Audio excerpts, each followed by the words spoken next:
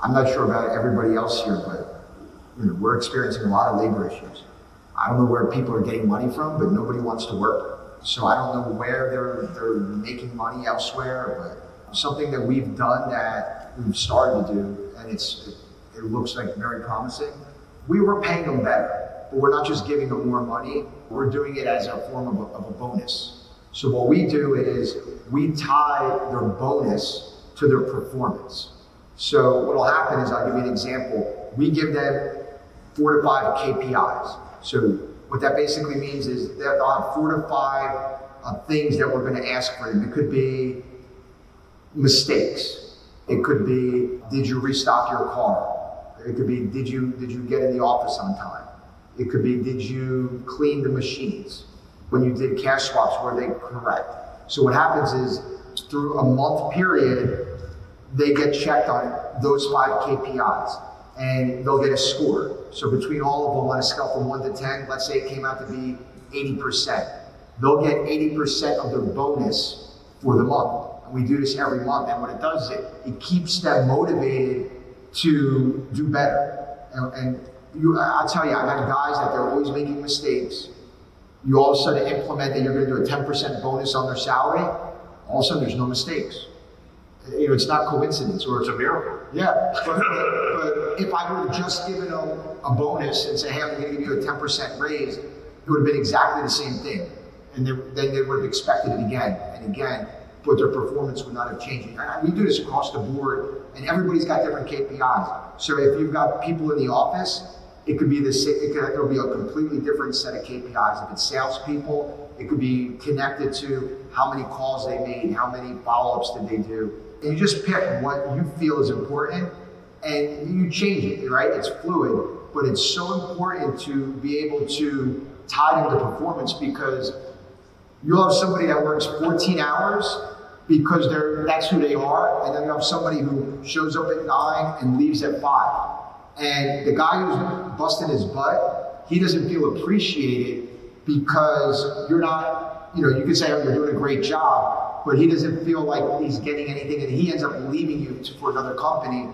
And if you would have just said, hey, I'm going to reward you for doing these things, he knows that he's getting paid for going the extra mile. And the other guy also knows that he has that opportunity as well. And if he doesn't get his bonus, it's because he didn't perform.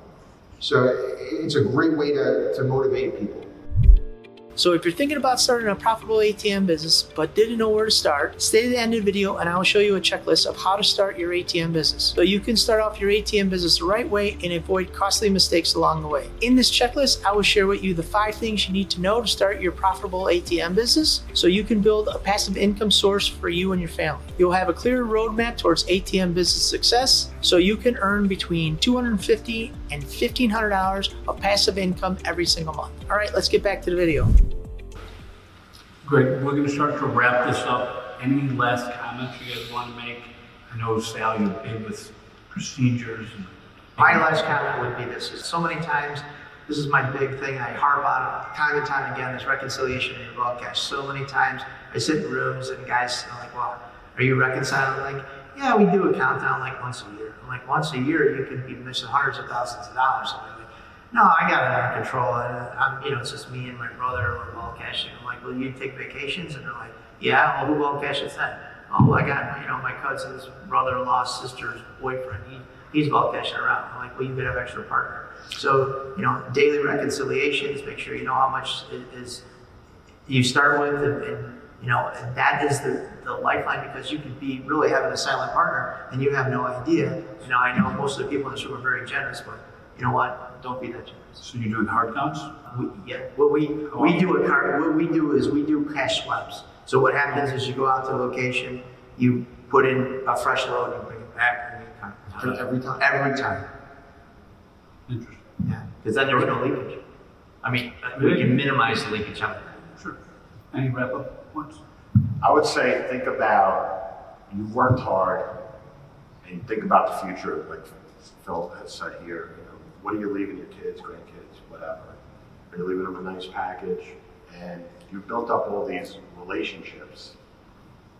What else can you do for them? Whether it's merchant services, whether it's BTM, You're not in the ATM business, you're not in the merchant service business, you're in the relationship business. I say this all the time.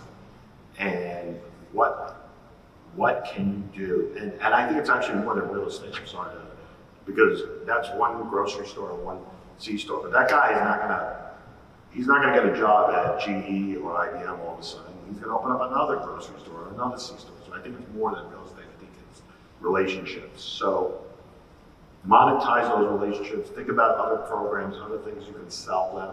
I have one of my ATM guys, he has a relationship with a potato chip guy. I'm like, he gets a check from the guy every month. I'm like, what? You know, and so it could be something as dumb as that, but you have the Rolodex of merchants.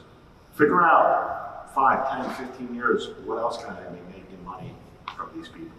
So that's really Good point. Like I told you, we got some pretty good minds up here. Sal, Phil, George, thank you so much. Thank you. So if you're interested in starting your own ATM business, I want to invite you to my free checklist entitled the ATM Business Passive Income Checklist, where I'll share with you the top 5 things you need to start a profitable ATM business so you can make more money for your family, spend more time with your family, and create that passive income stream that you so desire. So click the link down below to register today. Again, this is Phil from PDQ Merchant Enterprises and the ATM Mastermind group page where we buy your freedom back one transaction at a time. Thank you guys very much.